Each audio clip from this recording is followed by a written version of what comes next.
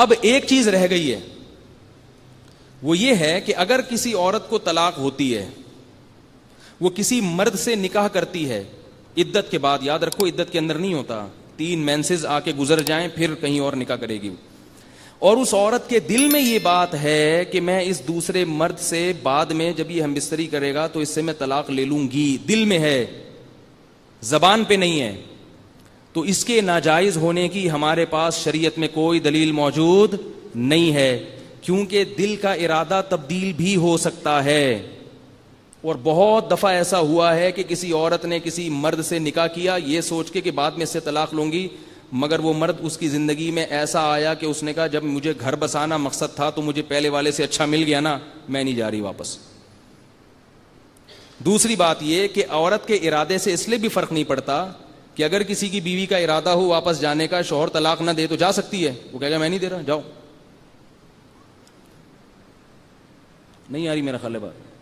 تو اس لیے اگر دل میں عورت کے ارادہ بھی ہے، بہتر تو یہی ہے کہ وہ ارادہ یہ کرے کہ ہمیشہ اس کے ساتھ رہے گی، لیکن اگر ارادہ بھی ہے تو اس ارادے کے ناجائز ہونے پر بھی ہمارے پاس کوئی دلیل شریعت میں موجود نہیں ہے۔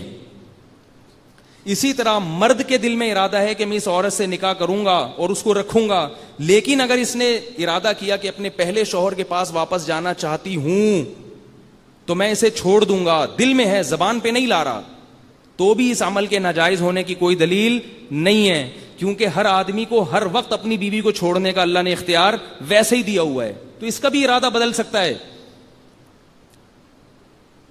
اس کا بھی ارادہ بدل سکتا ہے، بھائی اس وقت تھا اب نہیں ہے۔ اور یہی وہ سزا ہے جو اللہ 3 طلاقیں دینے والے مرد کو دینا چاہتے ہیں کہ اب چڑیا تمہارے ہاتھ سے نکل گئی ہے، اب یہ عورت اور دوسرا مرد جائیں گے، چاہیں گے تو یہ تمہارے پاس آئے گی، ورنہ یہ ہنسی خوشی وہاں زندگی گزاریں گے، تم کفے افسوس ملو گے کہ تم نے اکٹھی 3 دی کیوں۔ یہ وہ سزا ہے جو اللہ مرد کو دینا چاہتے ہیں۔ نہیں آ رہی میرا خیال میں؟ حضرت وہ جو صحابی ہے نا، مشہور واقعہ ہے، صحابیہ نے کہ شوہر نے 3 طلاقیں دیں تو انہوں نے کسی مرد سے نکاح کیا، صحیح بخاری کی حدیث ہے، جب مرد سے نکاح کیا تو وہ نبی صلی اللہ علیہ وسلم کے پاس آئیں، عرض کیا کہ یا رسول اللہ، میرے جو دوسرے شوہر ہیں جن سے میں نے نکاح کیا ہے وہ ہم بستری پر قادر نہیں ہیں، نامرد ہیں، میں پہلے والے شوہر کے پاس جانا چاہتی ہوں، تو کیا میں ان سے طلاق لے کے جا سکتی ہوں کیونکہ انہوں نے ہم بستری نہیں کی ہے؟ نبی نے یہ نہیں فرمایا کہ تم نے اس لیے شادی کی تھی کہ اس کو چھوڑ کے واپس چلی جاؤ۔ نہیں آ رہی بات میرے خیال میں؟ تم نے اس لیے شادی کی تھی کہ تم واپس چلی جاؤ پہلے والے کے پاس؟ نبی نے یہ تانا نہیں دیا، نبی نے یہ بھی نہیں کہا یہ تو حلال حرام، یہ تو وہ حلال ہے جو جس پر لعنت ہے، تم یہ کیوں کر رہی ہو؟ نبی نے یہ فرمایا کہ اس وقت تک نہیں جا سکتی جب تک یہ تم سے ہم بستری نہیں کر لیتے۔ کیا مطلب؟ جب ہم بستری کر لیں تو پھر طلاق لے کے چلی جانا، یہ نامرد ہیں تو نہیں جا سکتی۔ نہیں آ رہی بات نا سمجھ میں؟ تو یہی وہ چیز ہے جس کو مفتیان کرام بتاتے ہیں، اور اس پر لوگ اعتراض کرتے ہیں کہ یہ کیا ہے، بے غیرتی ہے، اس میں کوئی غیرت اور حمیت کے خلاف کوئی بات نہیں ہے۔ تو اس لیے معاہدہ کرنا کسی سے یہ حرام ہے، معاہدے کے بغیر۔ ہاں یہ بھی بے غیرتی ہے کہ مرد نے جو بیوی کو طلاق دی ہے نا، وہ مرد اس عورت کے لیے کوئی بندہ تلاش کر رہا ہو، یہ بے شرمی کی بات۔ میرے پاس ایک خاتون کا فون آیا کہ میرے میاں نے 3 طلاقیں دے دی ہیں اور وہ کسی دوست سے بات کر رہے ہیں مجھ سے نکاح کرانے کے لیے۔ مجھے بڑا غصہ آیا، میں نے کہا آپ اپنے میاں سے بولو کہ آپ نے تو جو کرنا تھا وہ کر دیا، اب یہ آپ کا ہیڈک نہیں ہے، اب یہ آپ کا ہیڈک نہیں ہے، آپ کا میرا تعلق ہو گیا ختم، میرے لیے رشتہ تلاش کرے گا تو میرا ابا کرے گا، میرا بھائی کرے گا، یا میں خود کروں گی۔ یہ بے شرمی کی بات ہے، اخلاقی جرم ہے۔ میں آزاد ہوں، میں نے آپ کے پاس آنا ہوگا، میں کہیں اور نکاح کر کے اس سے طلاق لے کے آ جاؤں گی، نہیں آنا ہوگا تو میں جانوں، میرا دوسرا میاں جانے، آپ کو کیا ہے؟ تو عورت کا اختیار بڑھ گیا ہے۔ نہیں آ رہی بات سمجھ؟ آپشن کس کے پاس زیادہ آ گئے ہیں؟ عورت کے پاس۔ ایک سوال پیدا ہوتا ہے کہ عورت کو یہ اختیار کیوں نہیں دیا کہ وہ کسی مرد سے نکاح کے بغیر واپس آ جائے اس کے پاس؟ یہ بھی تو ہوتا ہے نا، مرد نے اکٹھی 3 طلاقیں دے دیں، اب اللہ عورت کے اختیار کو بڑھائیں کہ تم چاہو تو واپس اس کے پاس آ جاؤ، چاہو تو کہیں اور چلی جاؤ۔ تو یہ اختیار اللہ نے عورت کو اس لیے نہیں دیا کہ عورت کی طبیعت میں نرمی ہوتی ہے، جس بندے نے طلاقیں دی ہیں نا وہ بہلا پھسلا کے واپس لے آئے گا، اور پھر دوبارہ طلاق دے سکتا ہے. تو اللہ نے کہہ دیا کہ طلاق کے لفظ سے 3 دفعہ کھیلنے کی اجازت ہے. تیسری اگر دے دی تو عورت کو بہلا پھسلا کے بھی واپس نہیں لا سکتے, ورنہ جذبات میں دوبارہ دو گے. آئی بات سن میں؟ جس آدمی کو زبان پہ لگام نہیں, لوگ مجھے کہتے ہیں غلطی سے زبان سے نکل گئی, میں کہتا ہوں غلطی سے گولی بھی نکل سکتی تھی. لوگ کہتے ہیں نا غلطی سے نکل گئی, بھائی غصے میں آ گیا تھا طلاق نکل گئی تو کیا ہو گیا؟ بھائی غلطی سے گولی بھی مار سکتے ہو, چاقو بھی مار سکتے ہو. کبھی دنیا میں ایسا ہوا کہ غلطی سے ٹھا کر کے مار دیا تھا, مجھے کیا پتا تھا پھیپڑوں میں لگے گی جا کے اس کے. تو جب غلطی سے ہوا ہے تو اس کی سزا بھی ملے گی. اور ایک نیا فتویٰ مارکیٹ میں یہ بھی آیا ہے کہ غصے میں طلاق نہیں ہوتی, یہ بھی فضول ہے. لوگ کہتے ہیں حدیث کوڈ کرتے ہیں کہ لا طلاق ولا عتاق فی اغلاق, کہتے ہیں حدیث میں آتا ہے کہ غصے میں طلاق نہیں ہوتی. اغلاق کا مطلب غصہ نہیں ہے. اغلاق غلط تالے کو کہتے ہیں, جب رائے اور فکر پہ تالے پڑ جائیں اس وقت طلاق نہیں ہوتی. وہ کیسے؟ جب سو رہا ہو تو انسان میں سوچنے سمجھنے کی صلاحیت ختم ہو جاتی ہے. پاگل ہو گیا, مجنون ہو گیا, دیوانہ ہو گیا, سوچنے سمجھنے کی صلاحیت ختم. غصے میں سوچنے سمجھنے کی صلاحیت ختم نہیں ہوتی, اس میں بڑا ہوشیار ہوتا ہے آدمی. اور طلاق تو ہوتی ہی غصے میں ہے اکثر و بیشتر.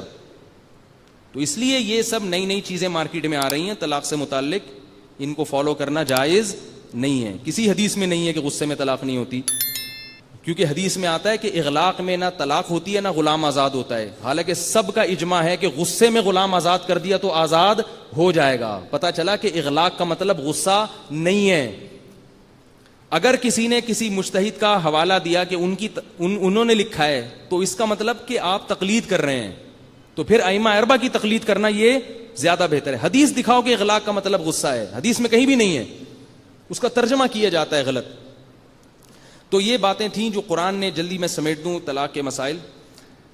تو اب دیکھیں کہ پہلا مسئلہ پھر حدیث میں بھی ڈیٹیل بیان کی کہ آپ اپنی زوجہ کو طلاق نہیں دے سکتے اکٹھی 3, یہ یاد رہے گا شرعی طلاق کا طریقہ. دوسرا قرآن نے یہ حکم بیان کیا اور حدیث میں اس کی تفصیل ہے کہ اگر آپ نے بیوی سے ہم بستری کر لی تو اب آپ اس کو طلاق نہیں دے سکتے. اب اگر دینا چاہیں گے تو اگلے مہینے کا آپ کو انتظار کرنا پڑے گا. ہمارے ہاں ان 2 باتوں پر عمل نہیں ہوتا. تیسرا قرآن نے یہ حکم بیان کیا کہ اگر تم نے زوجہ سے ہم بستری کر لی اور اس کو طلاق دے دی تو رجوع اس صورت میں کرو گے کہ تم اس کو محبت سے رکھنا چاہتے ہو, یرغمال بنانے کے لیے کہ تاکہ وہ کسی سے بھی نکاح نہ کرے. لوگ کہتے ہیں نہ میں طلاق دوں گا نہ میں چھوڑوں گا, تو ساری زندگی لٹکی رہے گی. اس پہ قرآن نے سختی سے پابندی لگائی. اور چوتھا حکم قرآن نے یہ بیان کیا کہ طلاق کے بعد عورت کا جتنا سامان ہے سارا اس کو دینا پڑے گا, مہر بھی دینا پڑے گا, اور جتنا سامان جو تم نے اور تمہارے رشتہ داروں نے اس کو تحفے تحائف دیے تھے وہ سارے اس کے ہیں. کتنا بڑا ظلم ہے کہ مرد اپنا مال دیا ہوا وہ تو واپس لیتا ہے, جو اس کے ابا نے اس کو دیا تھا نا وہ بھی رکھ لیتے ہیں. جہیز پہ عدالتوں میں کیس چلتے ہیں, وہ جہیز تو تمہارا ہے ہی نہیں, وہ تو تمہیں دیا ہی نہیں ہے.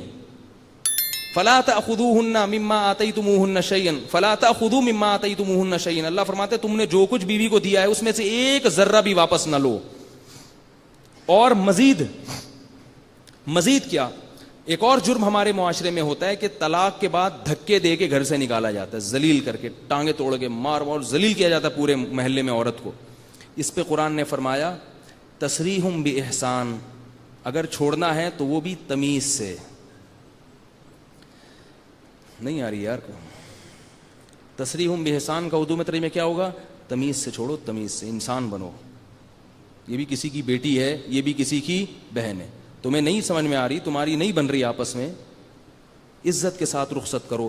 عزت کے ساتھ کیسے رخصت کرو اس کو قرآن نے دوسرے مقام پہ بیان کیا. وَلِلْمُطَلَّقَاتِ مَتَاعٌ بِالْمَعْرُوفِ, کہ جب بھی عورت کو طلاق ہو تو کچھ نہ کچھ مال اس کو الگ سے دل جمعی کے لیے, دل خوش کرنے کے لیے دے دیا کرو.